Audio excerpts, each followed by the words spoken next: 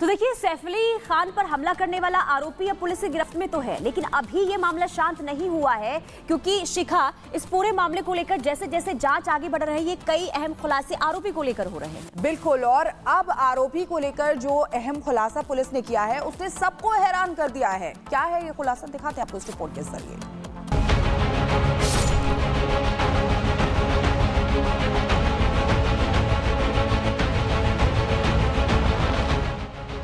सैफ पर वार, गुनहगार गिरफ्तार।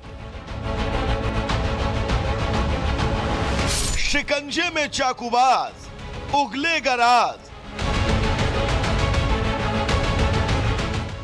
शहजाद का बांग्लादेशी कनेक्शन।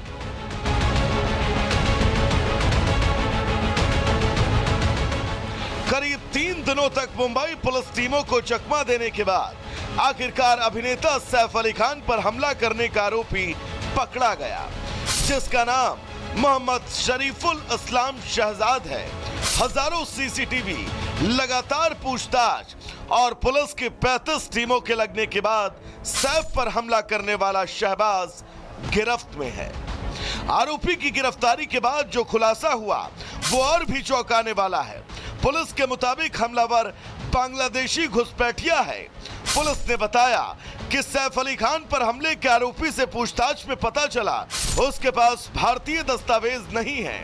अब एक और पुलिस जहां आरोपी को घुसपैठिया बता रही है, तो वहीं शहजाद के वकील इस दावे को सिरे से खारिज कर रहे हैं। प्राइमा फेसी ऐसा लगता है कि ये जो एक्यूज है ये बांग्लादेशी है और इंडिया में इलीगली एंटर करने के बाद इस एक्यूज ने इसका नाम चेंज किया है। वो एक रीजन हो सकता है। उनका कोई इंटरनेशनल कॉन्स्पिरेसी नहीं है। जस्ट बिकॉज उनका एक पता चला है कि वो बांग्लादेशी है, तो उनका एंगल बदल दिया गया है केस का, ताकि उनको कॉन्स्पिरेसी ऐसे बताया जाए। बांग्लादेशी पहले था, अभी वो यहाँ पे ही रह रहे हैं, कई सालों से रह रहे हैं। जो पुलिस ने 6 महीने का बताया, वैसा 6 महीने से वो नहीं रह रहे हैं।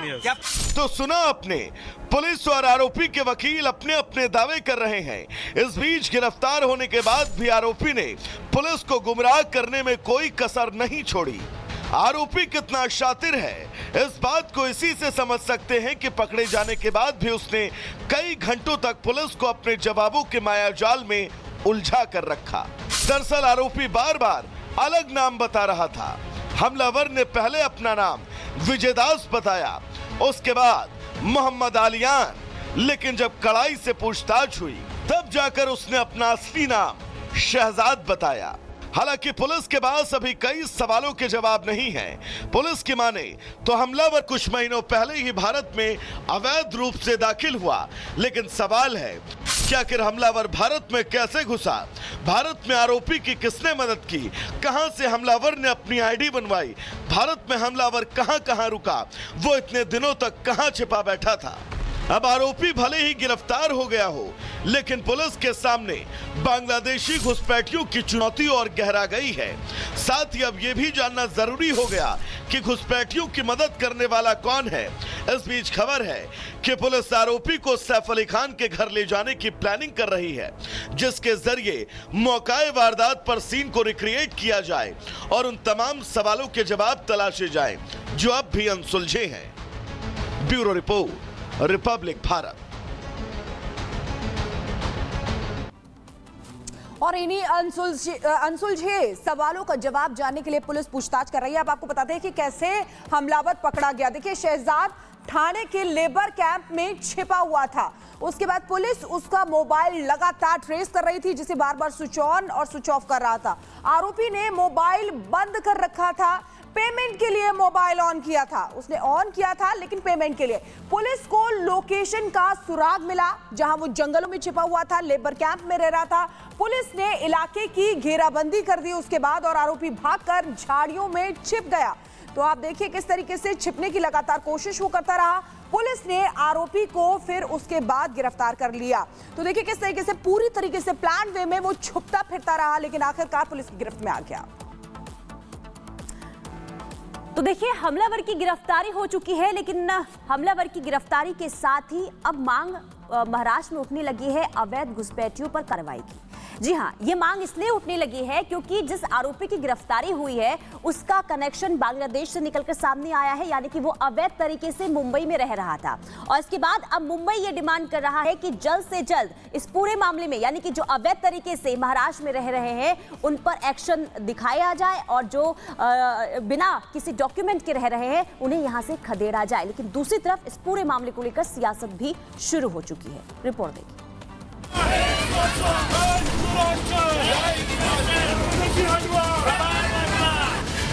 अवैध बांग्लादेशियों पर लगाम, पूरे महाराष्ट्र की डिमांड, घुसपैठियों पर हो रही कार्रवाई, जारी है सियासी लड़ाई। महाराष्ट्र में सैफ अली खान के हमलावर की गिरफ्तारी के बाद भले ही उम्मीद जताई जा रही है कि कई सारे सवाल सुलझ जाएंगे, लेकिन इस घटना के साथ ही एक बहुत बड़ा सवाल अब भी जवाब के इंतजार में है और वो सवाल है कि बांग्लादेशी घुसपैठियों से महाराष्ट्र को मुक्ति कब मिलेगी। वर्ली में इसी मांग को लेकर लोगों में जबरदस्त आक्रोश है। वर्ली में लोगों ने बांग्लादेशियों को हटाओ, वार्ड बचाओ और बांग्लादेशियों को हटाओ और देश बचाओ का नारा लगाया। जो लेबर आते हैं वो लेबर की नेशनलिटी चेक करना चाहिए, वो कहाँ के उनकी वृत्ति क्या है वो चेक करना है, विकासक का काम है। अगर नहीं करते हुए ऐसे जो अपन लोग रखेंगे, हिंदुस्तान में एंट्री करने के लिए कामगार करके आते हैं, बाद में गुनहगारी यहाँ करते हैं, यहाँ आतंक फैलाते हैं, तो यहाँ के आने वाले हर एक लेबर की इंक्वायरी करके ही उनको काम पे रखना चाहिए। मैं कल पुलिस कमिश्नर को मिलने वाला हूँ। जहाँ जहाँ थाना में इसी तरह के काम चल रहे हैं वहाँ के जो लेबर है उनकी इंक्वायरी होनी चाहिए और अगर विकास वो नहीं करते तो उनके ऊपर भी कार्रवाई होनी चाहिए। हालांकि बीते 2 से 3 महीनों में महाराष्ट्र के कई इलाकों में अवैध बांग्लादेशियों के खिलाफ कार्रवाई जारी है। ठाणे जिले में अवैध रूप से रह रही 3 बांग्लादेशी महिलाओं को गिरफ्तार किया गया। मुंबई में 39 साल का अवैध बांग्लादेशी गिरफ्तार हुआ।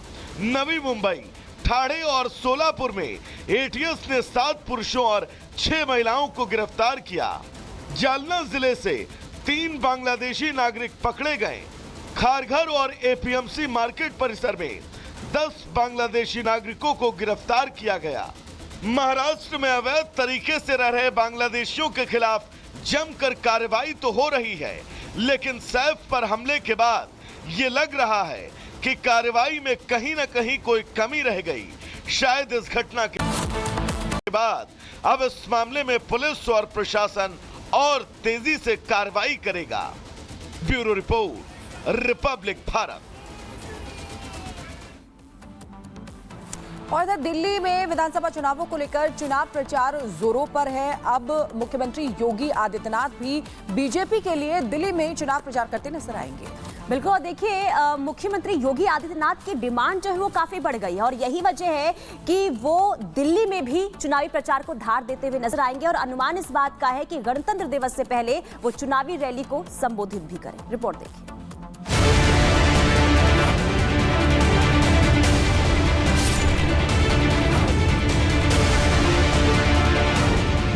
दिल्ली की लड़ाई हिंदुत्व पर आई।